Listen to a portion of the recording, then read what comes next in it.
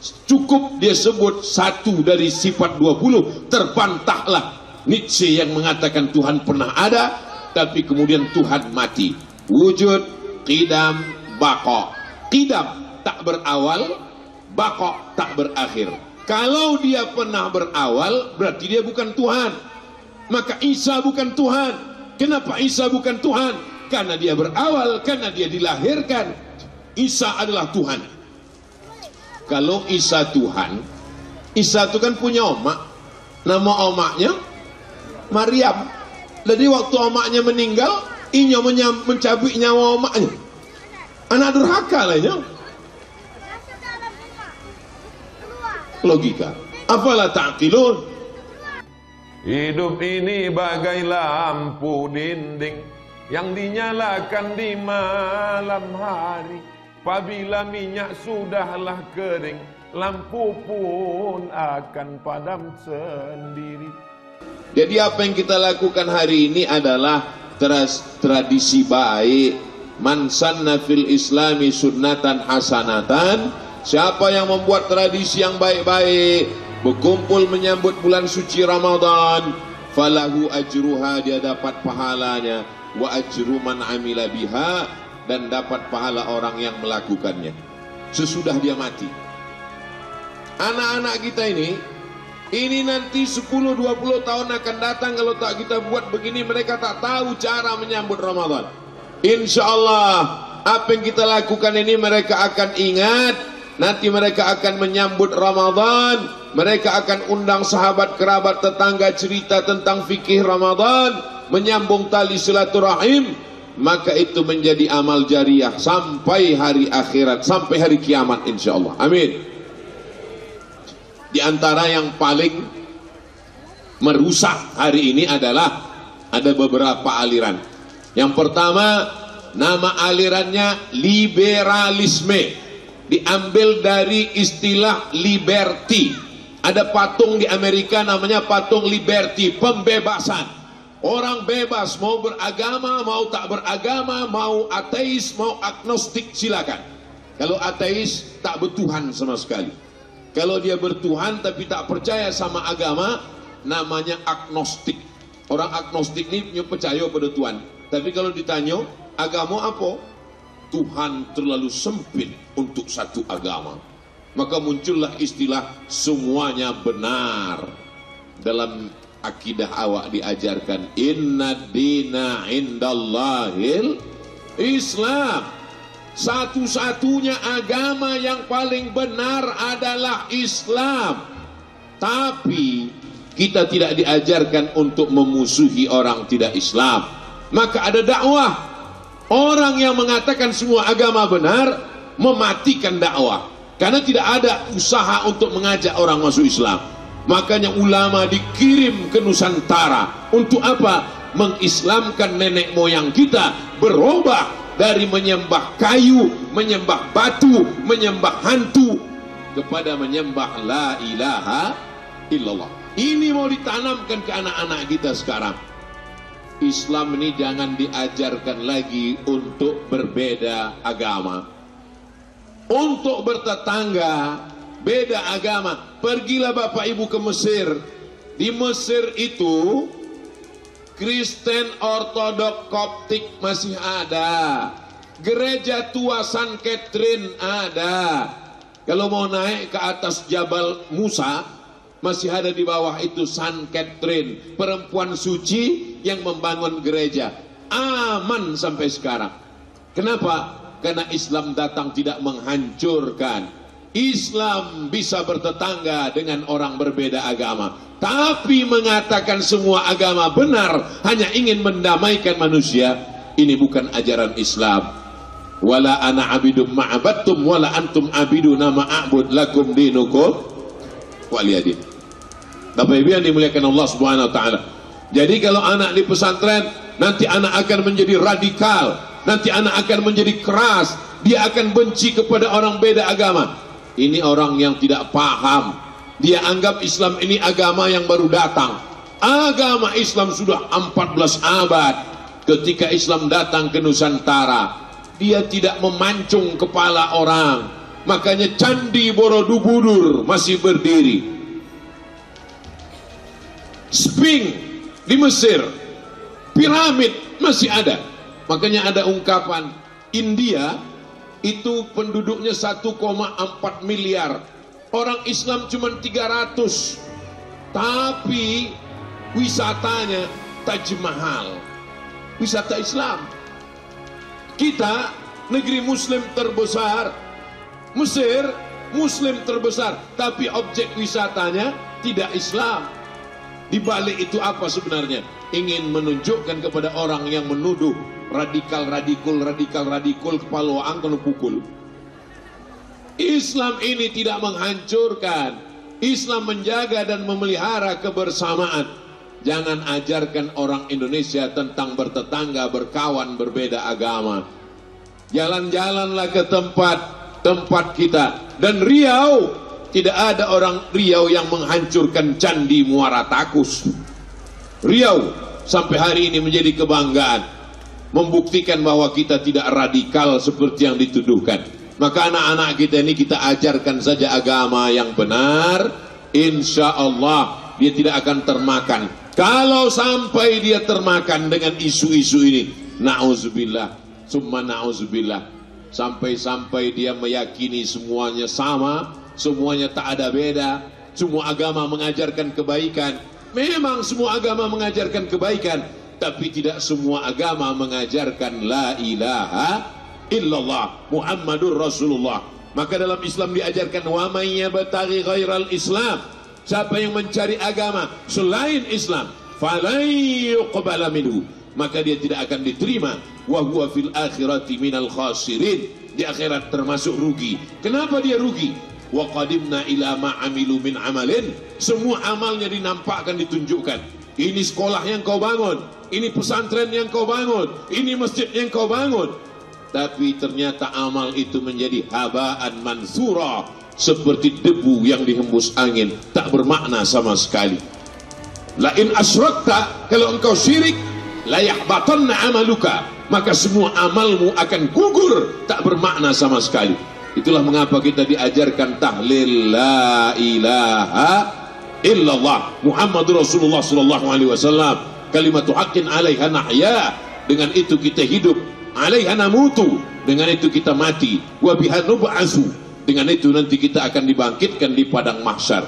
Jadi anak-anak kita ini nanti kalau tidak kita bekali Al-Qur'an, tak bekali hadis, Quran pun mesti baca kitab tafsir. Tafsir yang paling kecil, yang paling minim, yang paling minimalis, yang selalu dibaca di pondok-pondok pesantren Ahlus Sunnah wal Jamaah, ditulis oleh Imam Jalaluddin Al-Mahalli bersama dengan Imam Jalaluddin As-Suyuti. Itulah dia tafsir Jalalain. Tapi tak cukup hanya sekedar tafsirnya saja, membaca hasyiahnya. Itulah ditulis oleh Imam As-Sawi. Dalam bidang fikihnya, dari mulai yang paling kete Matan Takrib, naik kate Fathul Qarib, syukur-syukur naik kate sampai ke I'anatut Talibin, syukur-syukur sampai ke kitab Nanggodang Mahalli, syukur-syukur sampai kepada kitab Al-Majmu' Syarah Muhazzab, dibacakan ke guru-guru awak, dicailai guru-guru awak yang menguasai kitab kuning. Nya disabik dengan kitab kuning sebab kotehnya kok dicetak di Surabaya, warnanya kuning.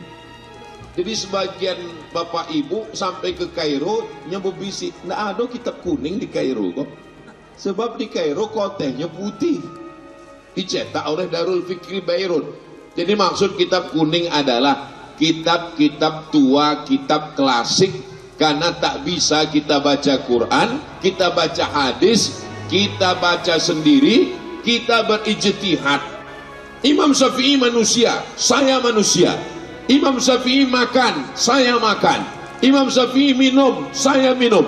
Imam Syafi'i menikah, saya menikah. Maka Imam Syafi'i bisa berijtihad, saya pun sama. Akhirnya inyo menjadi imam nang kelimo. Imam Hanafi, Imam Maliki, Imam Syafi'i, Imam Hambali, inyo jadi imam mazhab kelimo. Sehebat-hebatnya Imam As-Suyuti, hafalan hadisnya mi'atai alfa hadis, 200.000 hadis. Apa kata Imam As-Suyuti? Hafiztu mi'atai alfa hadis, aku hafal 200.000 hadis. Law wajadtu aktsara min dzalika la hafiztuha. Seandainya ambo dapat lebih dari 200 hadis itu, 200.000 hadis, pasti ambo hafal jo. Tapi tetap di ujung namanya Jalaluddin Abdurrahman As-Suyuti Asy-Syafi'i. Ini rendah hati mengikut Imam Syafi'i. Ada lagi ulama yang bergelar Khatimatul Huffaz, penutup para hafiz. Siapa dia?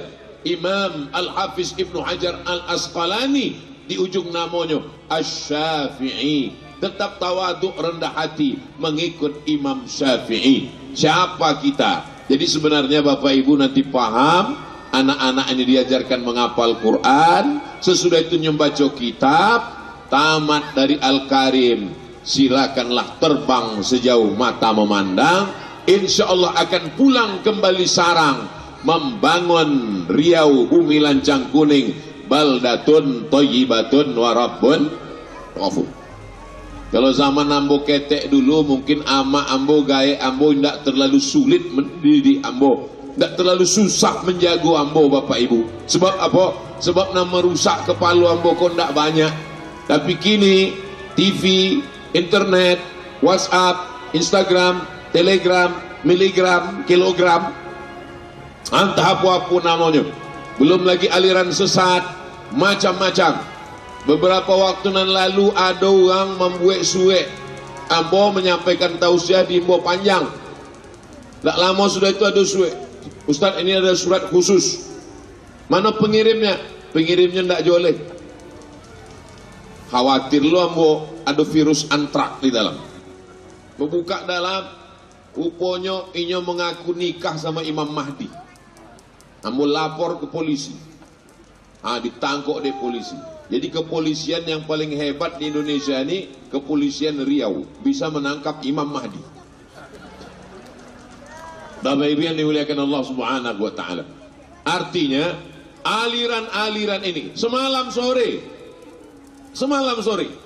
sebelum azan maghrib amo nak balik orang nangi, Ustaz Somad tolong saya, ada apa ketambo? Saya nih Pak Ustaz mendapat SMS, terus katanya bisa menggandakan uang. Akhirnya ambo kasihlah maharnya 5 juta. Sampai kini uang ambo kok indah beranak pinak. Penipuan, pembohongan dari mulai aliran sesat agama. Maka kalau tidak dikuatkan mental anak-anak kita ini, insya Allah belajar akidah, belajar fikih, belajar akhlak, belajar tasawuf, belajar hadis, belajar ulumul Quran. Setelah tamat, anak kami ini Pak Ustadz mau jadi dokter, apakah dia belajar juga umum?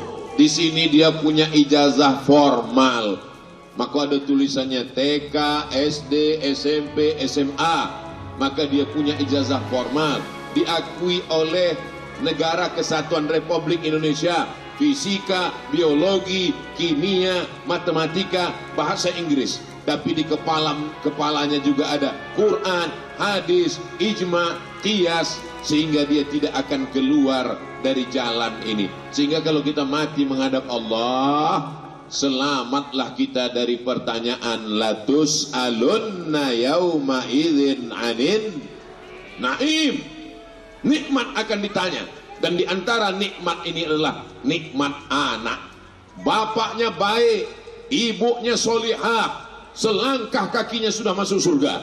Tapi kalau pendidikan anak ini tidak ditanamkan, na'udzubillah, selangkah juga kaki kita masuk neraka. Kalau sampai anak perempuan dibiarkan tidak menutup aurat, anak laki-laki tidak berpegang kepada kebenaran, maka na'udzubillah, insya Allah anak bapak ibu ini dididik oleh Ustadz Samiun beserta para asatidz sekalian. Tamat dia dari Al-Karim ini, insya Allah akhiratnya tak ketinggalan, dunianya dapat sebagaimana doa kita, Rabbana atina fid dunya hasanah wa fil akhirati hasanah wa qina azabannar.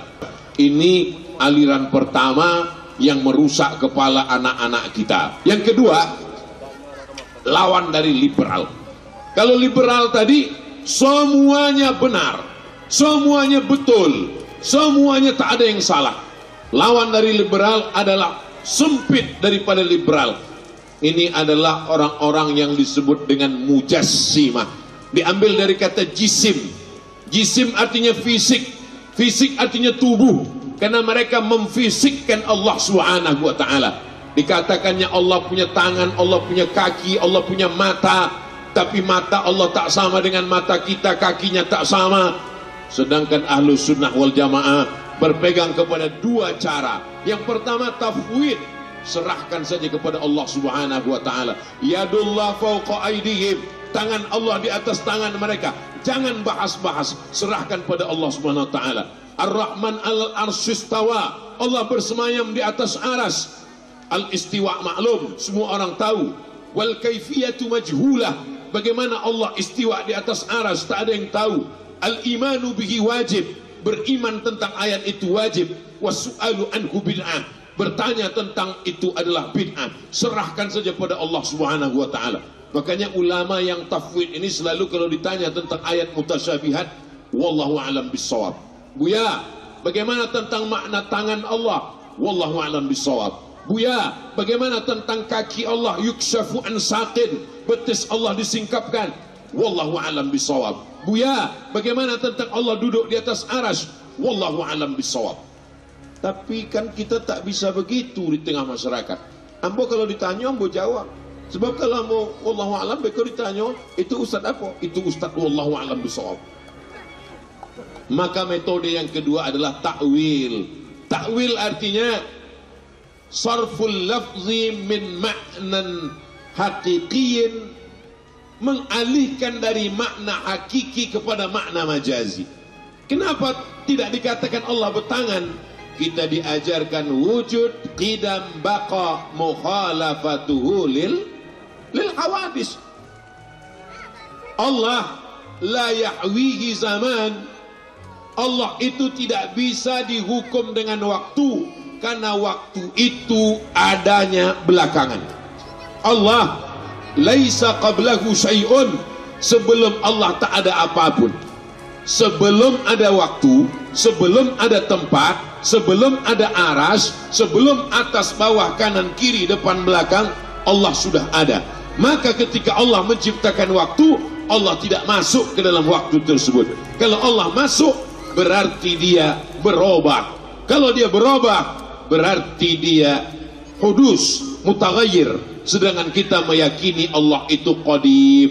Allah itu qadim. Qadim artinya kekal, abadi, tak berawal, tak berakhir. Itulah yang diajarkan, dinyanyikan di masjid-masjid, di sekolah-sekolah kita, yang disebut dengan sifat 20. Wujud, qidam, baqa, mukhalafatu lil hawadisi, qiyamuhu binafsihi wahdaniyah qudrat iradat. Kenapa hanya sifat 20? Sifat Allah tidak 20. Sifat Allah itu banyak. Sifat Allah tak terbatas. Lalu kenapa 20? Karena dengan 20 itu terkuncilah semua aliran-aliran sesat. Maka aliran agama kalau dipakai sifat 20 ini, otomatis terkunci dia. Saya kasih satu contoh. Ada tokoh dari Jerman, namanya Nietzsche. Kata Nietzsche, Tuhan itu pernah ada, tapi sekarang Tuhan sudah mati. Dulu Tuhan mati. Tuhan pernah ada, tapi sekarang